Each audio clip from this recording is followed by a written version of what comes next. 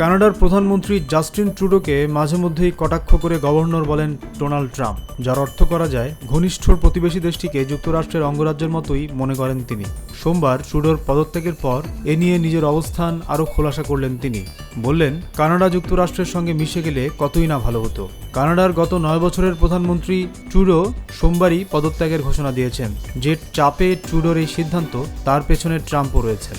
যুক্তরাষ্ট্রের নবনির্বাচিত প্রেসিডেন্ট সম্প্রতি ঘোষণা দেন, আগামী 20 জানুয়ারি প্রেসিডেন্টের চেয়ারে বসেই তিনি কানাডা সহ কয়েকটি দেশের পণ্যের ওপর অতিরিক্ত শুল্ক চাপাবেন। তার সেই ঘোষণার পর ট্রুডো পড়েন চাপে। তার দলের মধ্যে যেমন, বাইরেও তেমন। সেই চাপেই তিনি পদত্যাগের সিদ্ধান্ত নেন। তার সেই ঘোষণার প্রতিক্রিয়ায় ট্রাম্প তার ট্রুথ সোশ্যাল হ্যান্ডেলে লিখেছেন, কানাডার অনেকেই তো যুক্তরাষ্ট্রের 51তম অঙ্গরাজ্য হতে চায়, তাতে যুক্তরাষ্ট্রেরও বাণিজ্য ঘাটতি নিয়ে ধকল পোহাতে হয় না, কানাডারও উপকার হয়। এটা বুঝতে পেরেই ট্রুডো পদত্যাগ করেছেন।